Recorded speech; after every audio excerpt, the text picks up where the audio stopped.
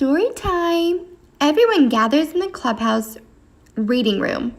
Let's read a story about the beautiful princess, says Minnie. I want to read the one about the brave knight, says Goofy. The story has magic. My story has magic too, says Minnie. Suddenly Goofy's wand begins glowing. In a flash, all the stories disappear.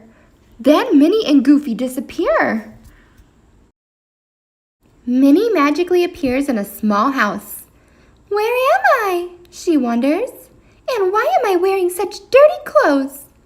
Suddenly, Minnie's fairy godmother appears. There you are, Minnie-rella, says the fairy godmother. It's almost time for the ball. Minnie is in the princess story. I don't want to go to the ball, says Minnie-rella. I need to get back to the clubhouse. Goofy also lands in a strange place, dressed in different clothes. He sees two tiny knights approaching. Excuse me, fellas, says Goofy, but how do I get out of this strange kingdom? The only way to leave is to rescue Daisy Beauty from the Beast Pete's castle and find the golden book, says the first knight. Everybody knows that. Tourist, jokes the other knight.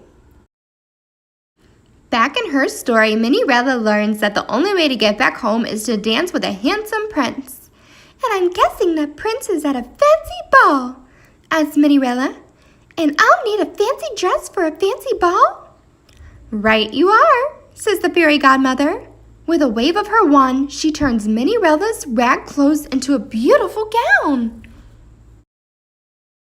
Goofy doesn't know how to get to Beast Pete's castle, so he asks Pied Piper and his merry dog for directions. Sure, I'll help you, says Pied Piper, if you can help me fix my flute. Luckily, Goofy knows some magic words. Oh, Toodles, he calls. A fairy-tailed Toodles comes to the rescue with some sticky tape. Beast Pete's castle is through the woods, says the grateful Pied Piper. Meanwhile, Minnie-rella needs to figure out how to get to the castle as well. But instead of calling Toodles, Minnie-rella calls her fairy godmother. Are you going to turn a pumpkin into a carriage? Minnie-rella asked her fairy godmother. Sorry, pumpkins are out of season, says the fairy godmother. With a wave of her wand, she turns a tiny tomato into a fancy carriage. Goofy makes it to Beast Pete's castle and rings the doorbell. What's all that noise? Roars Beast Pete. A brave knight has come to rescue me, says Daisy Beauty. How wonderful! But if you leave, I won't have any friends, says Beast Pete sadly. Goofy throws a party to help Beast Pete make friends. It works! Beast Pete transformed from a beast back into a prince. But Daisy Beauty is saved.